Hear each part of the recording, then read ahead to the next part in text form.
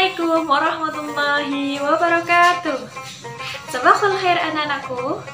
Kaifa haluk? Khair, alhamdulillah.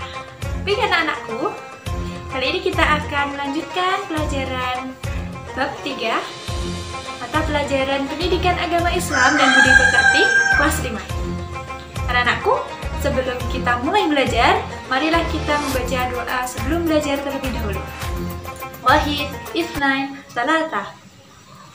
A'udzu billahi minasyaitonir rajim. Bismillahirrahmanirrahim.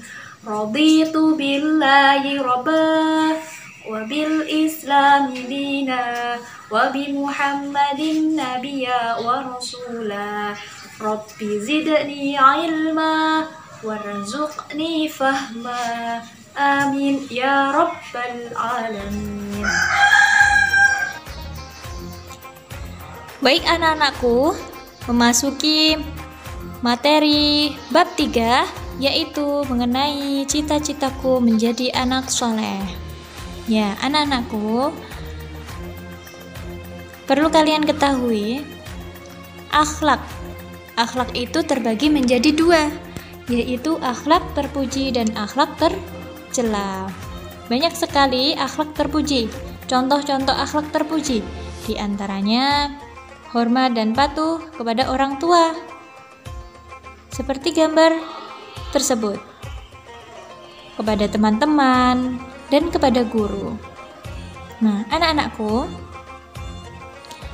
yang akan kita bahas kali ini pertama yaitu mengenai jujur, sikap jujur.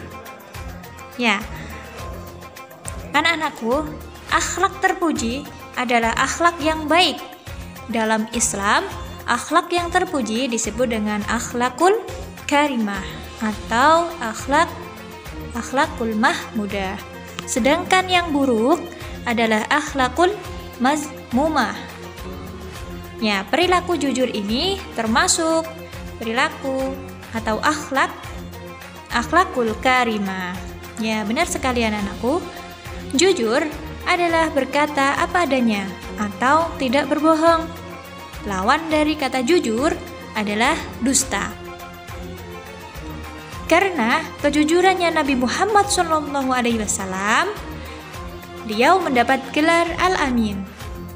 Hal ini dapat dilihat ketika Nabi Muhammad membantu pamannya berdagang, dan beliau selalu jujur dalam berdagang. Anak-anakku, jujur terbagi menjadi 3. Yang pertama, jujur kepada Allah Subhanahu wa Ta'ala. Yang kedua, jujur kepada diri sendiri. Dan yang ketiga, yaitu jujur kepada orang lain. Jujur kepada Allah, anak-anakku, yaitu taat pada perintah Allah dan menjauhi larangannya. Amar ma'ruf nahi mungkar. Ya, yang kedua yaitu jujur kepada diri sendiri. Apa itu contohnya, Bu Fian? Ya, jujur kepada diri sendiri contohnya tidak mencontek saat ujian dan tidak berbuat maksiat. Nah, karena Allah Maha mengetahui apapun yang kita lakukan di dunia ini. Yang ketiga, jujur kepada orang lain. Tidak berkata bohong dan berperilaku sesuai fakta. Tidak mencuri. Tidak melakukan hal-hal yang dilarang, ya. Mencuri, membunuh, ya. Maka kalian harus berkata apa adanya kepada orang lain sesuai apa yang kita lihat. Manfaat perilaku jujur. Apa manfaatnya anak-anakku? Ya, yang pertama, manfaatnya dicintai oleh Allah Subhanahu wa Ta'ala. Selalu mendapat perlindungan dari Allah Subhanahu wa Ta'ala. Yang kedua, dipercaya banyak orang. Semakin banyak orang yang percaya, semakin banyak orang yang membantu. Yang ketiga, disukai banyak teman dan orang lain. Yang keempat, hati menjadi tenang.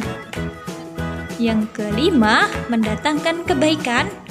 Dan yang keenam, jalan menuju surga.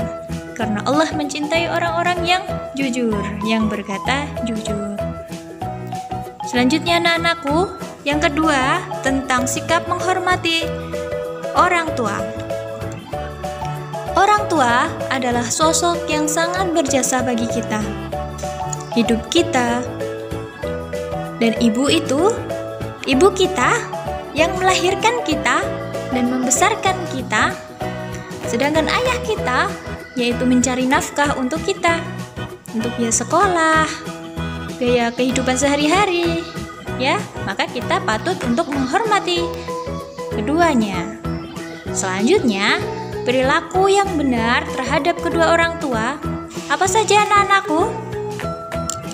Ya, yang pertama mendoakan kedua orang tua agar selalu diberikan kesehatan, umur panjang. Yang kedua, mematuhi perintah orang tua. Ya, ketika kita diperintah, maka hendaknya kita selalu mengerjakan. Ya, yang ketiga berkata sopan, bertutur kata sopan. Jangan sampai keluar kata-kata yang kotor terhadap kedua orang tua kita. Ya, yang keempat, membantu pekerjaan kedua orang tua kita, seperti pekerjaan rumah, menyapu, mencuci piring, mencuci baju, memasak, gitu ya. Selanjutnya, yang kelima, menjaga nama baik kedua orang tua kita. Dan yang keenam, yaitu membahagiakan dengan cara apa anak-anakku? Dengan cara belajar dengan rajin, ibadah dengan rajin. Nah, itu adalah hal yang membanggakan bagi kedua orang tua kita terhadap kita. Nah, anak-anakku, dalam Quran surat Al-Isra disebutkan bahwa kepada orang tua kita dilarang berkata ah. Yang di situ artinya kita juga dilarang menolak, membentak ataupun menyakiti.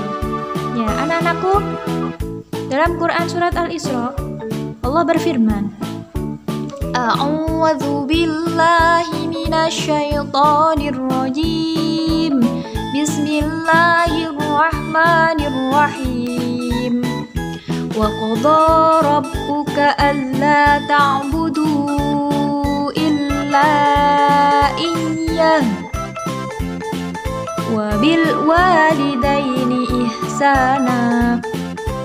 Imma yablughanna 'indakal kibara ahaduhuma aw kilahuma wa la taqul lahumā uffin wa la tanharhumā wa qul lahumā qawlan karīmā. Artinya apa anak-anakku?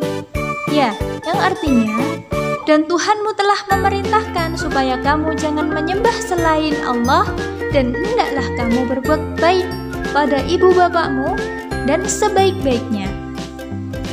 Jika salah seorang di antara keduanya atau keduanya sampai berumur lanjut dalam memeliharamu, maka sekali-kali janganlah kamu mengatakan kepada keduanya perkataan uffin, dan janganlah kamu membentak mereka, dan ucapkanlah kepada mereka perkataan yang mulia. Nah, Allah sudah berfirman ya dalam Quran Al-Isra, tidak boleh berkata atau menolak perintah kedua orang tua. Ya, berkatalah yang baik-baik, jangan membentak, jangan berkata kotor terhadap kedua orang tua. Oke, selanjutnya menghormati guru. Guru itu adalah orang tua kita di sekolah. Guru telah memberi kita ilmu. Ya, contoh cara berperilaku hormat terhadap guru yang pertama yaitu menaati perintah guru. Yang kedua, mengerjakan tugas dari guru tepat waktu. Yang ketiga, menyapa dan memberi salam apabila bertemu. Ya, anak-anakku, jika kalian bertemu dengan bapak ibu guru di jalan, maka hendaknya kalian bersikap santun dengan menyapa. Ya, jangan cuek ya. Yang keempat, meminta izin apabila hendak keluar kelas. Jadi berkatalah yang sopan dan tunduk patuh pada perintah guru, karena itu akan memberikan berkah rahmat serta dimudahkan dalam menuntut ilmu jika kita menghormati guru di sekolah. Selanjutnya anak-anakku, saling menghargai. Nah, di sini saling menghargai dibagi menjadi 3 anak-anakku. Yang pertama, menghargai pendapat dan pendirian orang lain. Ya, anak-anakku, pendirian orang lain itu tidak mungkin selalu sama, ya. Dalam agama Islam pun terdapat sedikit perbedaan dalam beribadah. Contohnya, mengerjakan sholat ibadah subuh. Nah, sholat ibadah subuh anak-anakku, ada yang mengerjakan dengan doa kunut, ya, ada pula yang tidak mengerjakan. Nah, itu semua tergantung dengan pendirian atau mazhab yang dianut masing-masing pribadi. Yang kedua, menghargai keyakinan orang lain. Kita harus menghargai orang yang berbeda agama tentunya, ya. Kita sebatas menghargai perbedaan keyakinan mereka dengan menghormati peribadahannya, ya, dan tidak mengikuti ajarannya. Cuman menghormati aja, jangan ikut ibadah sama orang non-muslim. Gitu. Yang ketiga, menghargai orang lain, baik itu secara fisik, baik itu hitam, putih, tinggi, pendek, dan lain-lain, itu tidak ada bedanya, ya. Kita menghargai, mau ras suku apapun, kita menghargai apa yang dimiliki oleh orang lain. Dan juga secara materi, baik kaya maupun miskin, ya. Kita tidak boleh menjelek-jelekan orang lain. Gitu ya anak-anakku. Oke. Ya, sekian materi yang dapat Bu Fian sampaikan. Semoga bermanfaat. Jika ada pertanyaan, bisa ditanyakan dengan Bu Fian. Syukran. Assalamualaikum warahmatullahi wabarakatuh.